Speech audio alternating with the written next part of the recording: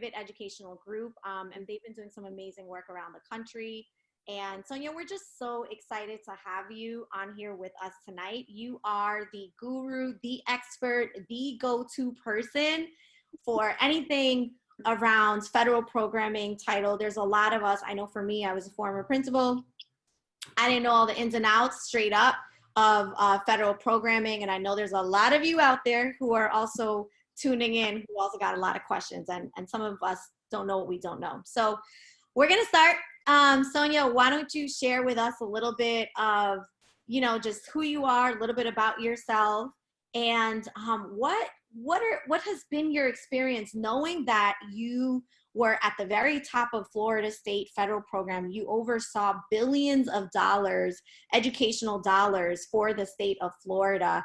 What is through your lens, what can we be thinking about right now, or should we be looking into during this pandemic? So let's start with the introduction. So I think what I'll start with is just by saying, one, thank you, Noemi, for doing this, because I think this is very important work that you are doing by connecting folks during this unprecedented time. I think that's a term we've heard frequently and probably will continue to hear.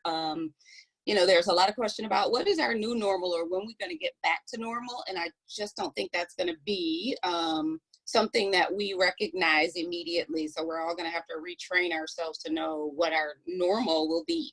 Our normal is changing, and it's changing frequently, and it is changing fast. So just thinking about all of that, one of the things that I've been thinking about in terms of just from a planning perspective, I think it's very important that both teachers and principals, school leaders, district leaders, and state leaders think about no longer doing the status quo.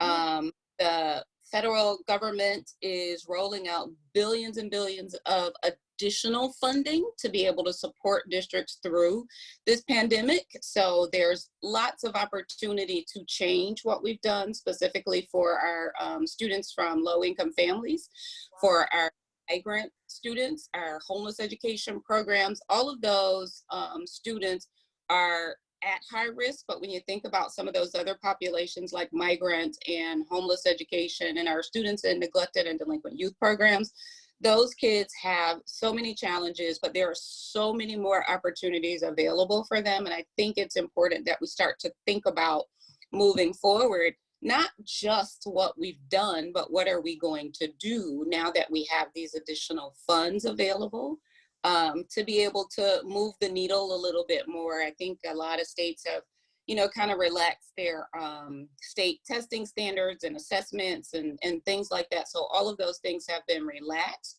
But I think it's also an opportunity for us to rethink what we can do to be able to support students, through the summer. So we know that in a lot of ways, education for this year has been maybe slowed a little bit because we're moving into this virtual space. That doesn't mean it has stopped in all instances, but there are certainly going to be some challenges for our students in these high need schools and high need communities. And so principals and districts and superintendents and federal program administrators need to start thinking now, how are they going to continue to close that achievement gap? How are they going to catch the now? We have tons of funds to be able to do that. Yeah. So Sonya, I think we lost you just a little bit there, but one of the things, can you hear us? I can hear you. I can hear you. Yeah. So one of the things that I heard you talk about just now was there's a lot of, there's billions of dollars that are available that the federal government is providing for schools. And so could you maybe give us just like a little bit, I see that there are some principals on here as well. We have California, New York, DC, Atlanta, Florida. Could you give us a little insight on what does that actually mean for a principal or even for a superintendent? And like, just give us a little bit more context around that. Sure, absolutely. So one of the things, and I'll talk a little bit probably about the Title I program specifically, because it's the largest federal investment in education that we have. It's even funded at a higher level than IDEA. But they often kind of IDEA and Title I can work together in a lot of instances. And Title I, in a lot of cases, is quite a bit of funding that's going. And with this additional fund, these additional funds that are now going to be available to either governors or districts from the federal government, there's just simply an opportunity for principals to rethink what it is that they've been doing in terms of programming. So start to think about, do you want to run a summer program? There will be some flexibility to run summer programs. Is there an additional need to have things like additional computers or even infrastructure? With some of that new money, there's going to be some opportunity to be able to provide some infrastructure support to schools and districts to be able to put in the necessary infrastructure to be able to run a virtual environment. We're not real sure how long we're going to be in this particular situation. So those are just a couple of things. Again, I think it's important to start thinking about what can be done over the summer to engage students. Title I also has, although Title I's a big program, and it has a lot of complexities that come along with it, it has a lot of flexibility now that we've moved into this space from No Child Left Behind to ESSA. And so this gives principals an opportunity to literally think outside of the box and how they can, one, in this current environment, deliver education. So we know we've had brick and mortar. We can now move to this space of doing more virtual. And how can you do that? And even thinking about how and what teachers need in terms of professional development, what is different in that space, and how can they provide a different level and a different type and just a different delivery system for professional development for teachers to be able to engage not only kids, but parents as well. Title I has this set aside that's available to provide and build capacity for parents in our high needs school. And so how are parents in Title I schools being brought into the fold and being brought into this virtual world, virtual environment, and just this whole virtual narrative that we're in right now that I don't think any of us anticipated on this scale. And so it's important to think about now how we can engage those parents, how we can engage teachers differently, and what are their needs going to be. It may not be that they need right this moment to think and talk about standards and assessment. It may be how to integrate technology, truly integrate technology into instruction. So it's far more than simply putting a computer in a classroom and putting a kid in front of that. So how do you deliver instruction that way? And how do you ensure that kids are engaged in the instruction that's now virtual? Yeah. So I heard a few things. And first, could you, for the folks who may not be super familiar with Title I funding, could you just give us a brief description of just what are Title I dollars? Because to a person outside of education, or even to some teachers, they may not be fully aware of okay, what exactly is Title I funding? And then I'd love to circle back to some of the things that you said in terms of areas that we should be planning. For all of you who are just joining us, please tell us where you're logging in from and your role as well. And feel free to ask any questions, that little heart button on the right side. If anything resonates with you, press the heart button, give us your feedback, and you can enter questions in the question box. Right. So I'll summarize Title I. Just know Title I is a big program. Title I is designed to provide additional or supplemental, that's likely the term that a lot of folks hear is supplemental support, meaning supplemental funds from the federal government to be able to support students who are not just in low income areas, but also students who are at risk of failure. So that those are the two components that go into Title I. Title I funding generally is determined based on the poverty rate in each district. And so when you have high numbers of students from low income families, that tends to generate more funding. So that's where you see more funding. Not always the case, because if you have a small rural district, you may have a high number of low income. But because the overall population is smaller, it could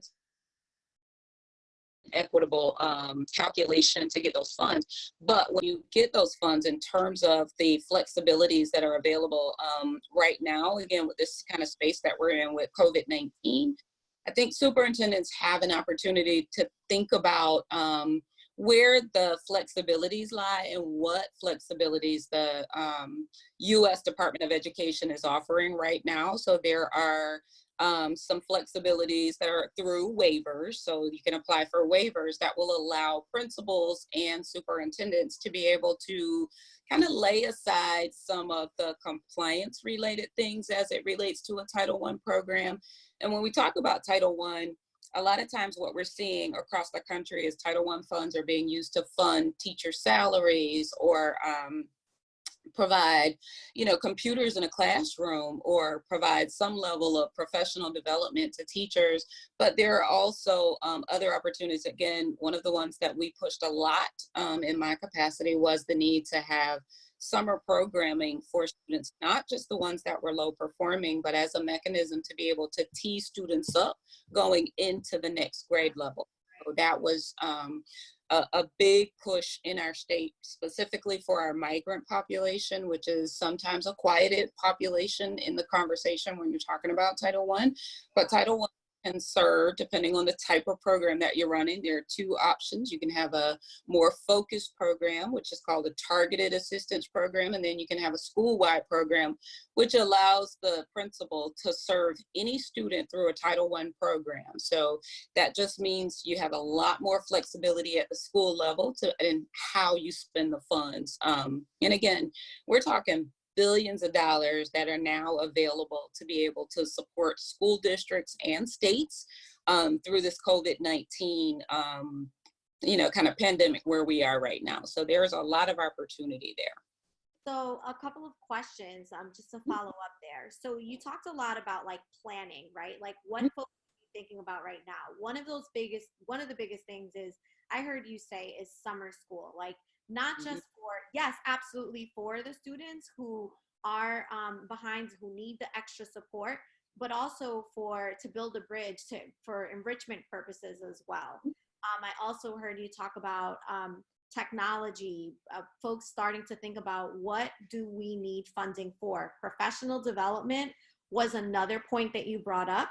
And you also brought up parent engagement. A lot of folks out there are their parents are at home and they're being supportive. But what even happens if we go into fall semester? I think the state of Maryland was planning on fall. What happens if they don't return to school in fall semester? Like, how are they even planning for that? Right. And so like just I think even when I think back to my role as a school principal, there were frankly things that I didn't know that I could advocate for. And I know that we have some folks here who are principals, other folks who work in mental health in the socio-emotional world. What are some things that I could be advocating for if I were a principal or even an educator?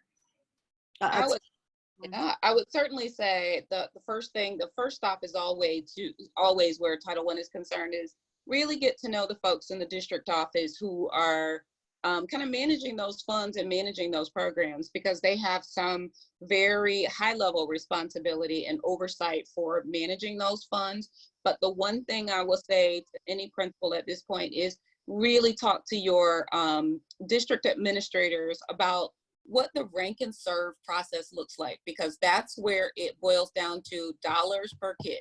And so you always want to know what is the per pupil allocation amount. And so knowing that there's going to be additional funding, that means at the school level, there could be additional funds per pupil for each of the students, the low income students in those school buildings. And so with that being the case, it gives them a lot more opportunity and some flexibilities, again, to be able to kind of lay aside some of the compliance related things that have in some cases been a barrier to the Title I program. But again, now that we've moved into this ESSA space, there's a lot of room for social emotional learning, which is probably a conversation a principal would want to have with some of their parents.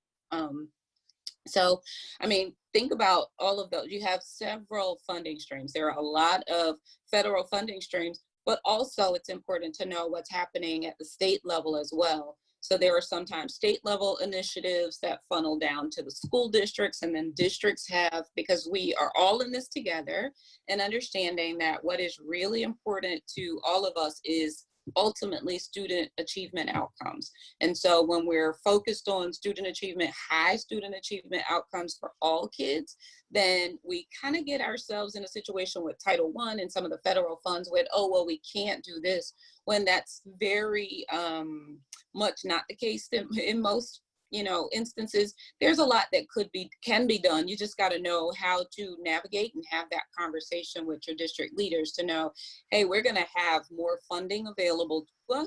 And so how can we implement programs that is going to, again, build some capacity with our parents? It's going to increase the professional development opportunities for our teachers. And then ultimately, what is it that we can do to support our students? Yeah, that's so huge. Someone asked, Sonya, is there a website where we can find out more information? I can say yes, there's one place for all of this information. But if you want to send me an email, or maybe if you'll send the email to Noemi, I'll get that information, and then we can try to track down some of that information for you.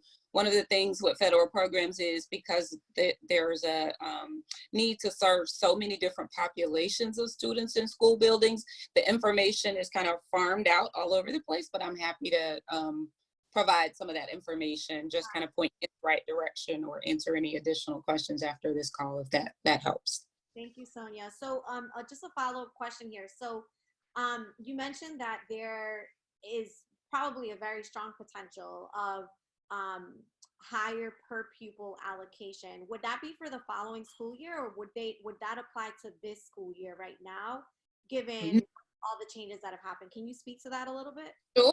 So what it looks like is going to happen, and I'm talking about this just from a federal perspective. So these funds are being allocated to states from the federal government, and what they've put on them is a 1-year timeline. So these funds are going to be just available for a year, and that probably means there will be some flexibility in how and when districts spend this money. One of the things that the federal government has been adamant about is that they will not micromanage these funds. What I will caution principals and district personnel is that even though the U.S. Department of Education may not micromanage those funds, it still should be tied to outcomes and making sure. It's a lot like when we have an emergency situation in Florida. We've had tons of hurricanes, and so oftentimes we get additional funds to be able to pay back programs, to be able to offer additional services, to be able to increase services provided to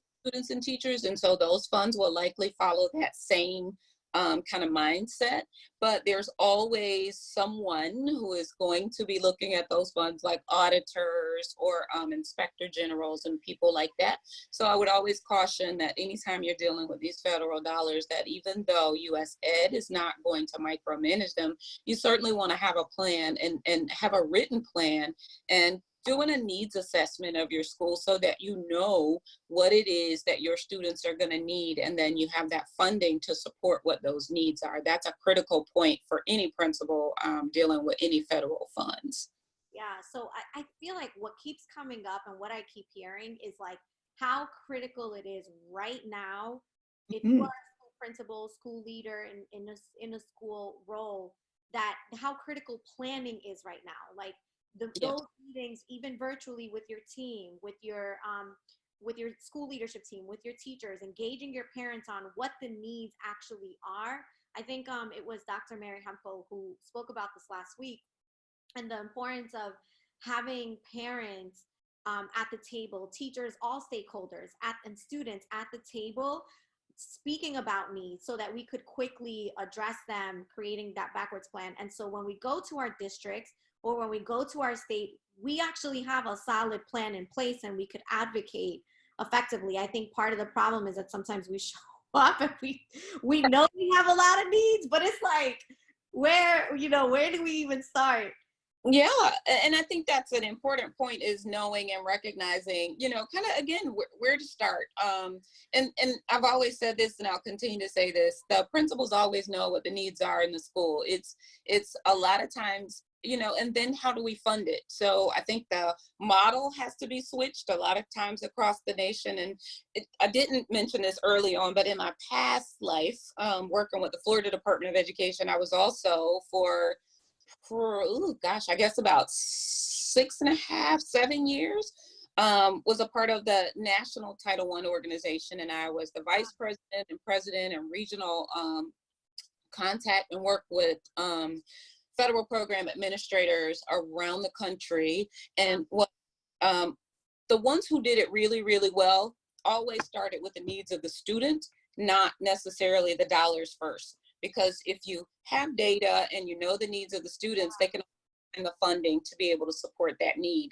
And I think that's where principals, in terms of planning, like you said, have those conversations with your teachers and really get into a really candid conversation about what it is that everybody is going to need. And just think about how you assess needs during this time a little bit differently than you have in the past, and involve parents in that process and how parents can contribute to what your overall programming can look like. Again, the other thing I think that is going to happen that principals, with everything else going on, probably aren't even thinking about at this particular moment, but the potential to have more eligible students and not a whole lot more money to deal with.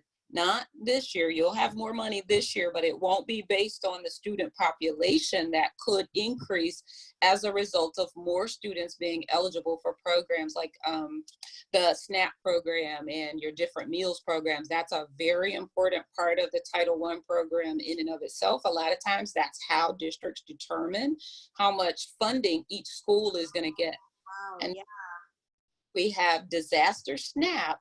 Disaster SNAP is going to mean that you have potentially more students eligible for services like Title I, or schools that will have an increased percent of poverty in those schools, which means they could be eligible for Title I dollars if their poverty rate is at a certain percent. And we can get into all those details, but that's a long story.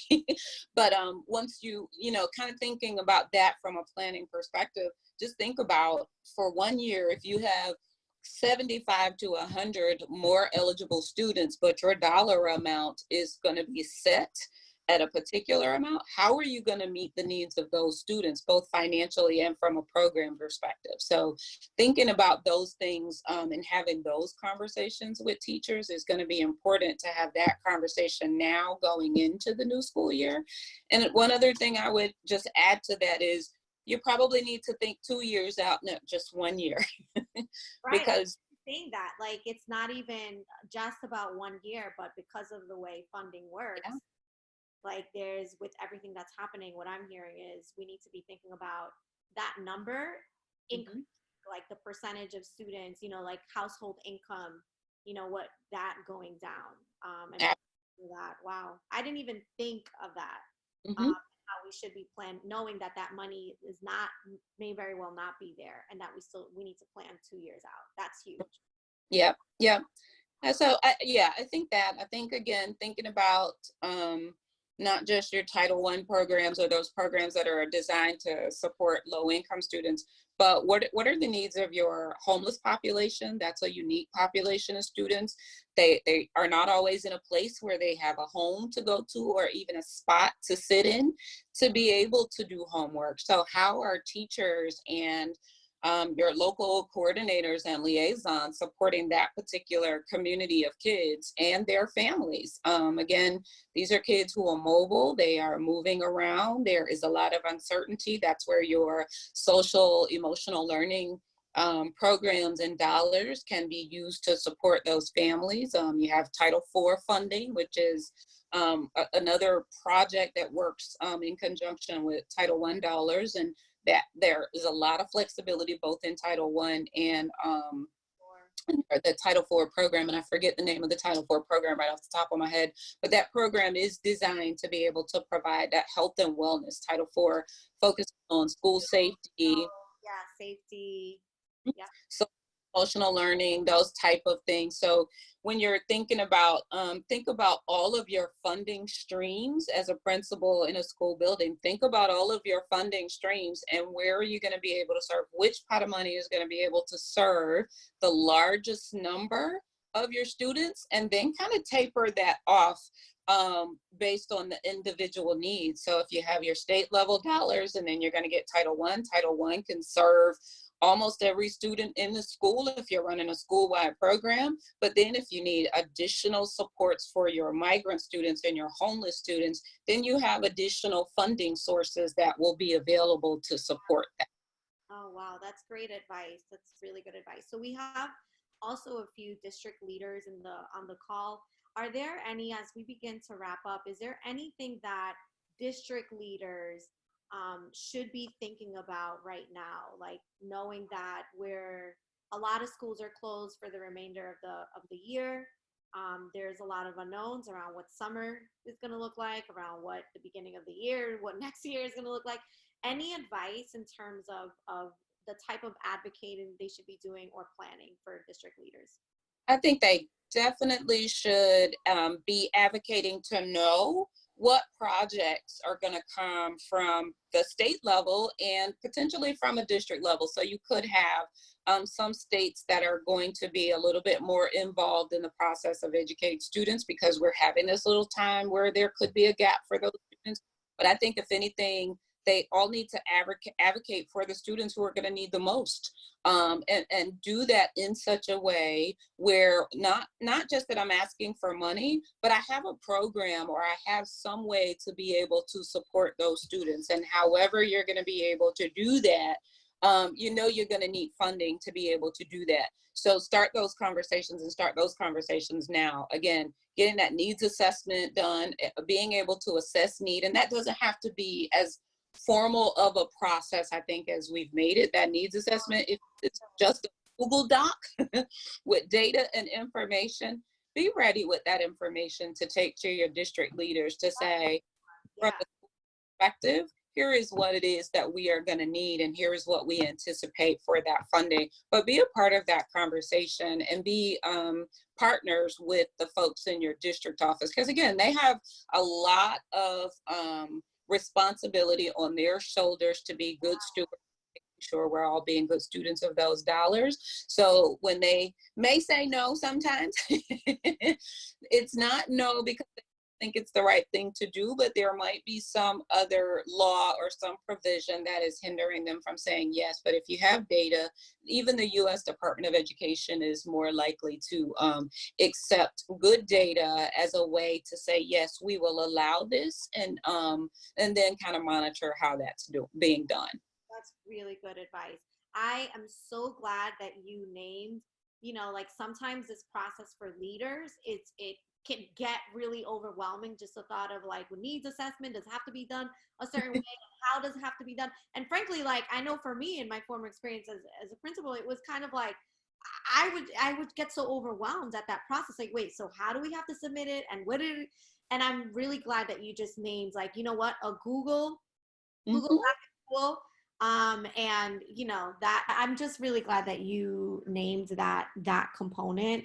And I could tell there were like, there's a lot of people on that live ed chat who are like glued, like, yes.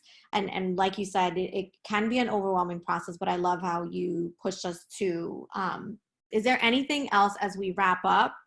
Yeah, I think the final point that I would make is, again, just spend the time thinking, not just the space we're in, but take some time to think about where are we going and what could it look like, because we simply just don't know. So don't be afraid to move outside of comfort zones. Don't be afraid to try a program that maybe wouldn't have worked a year ago that certainly could work now, because we have no idea what education is going to look like moving forward.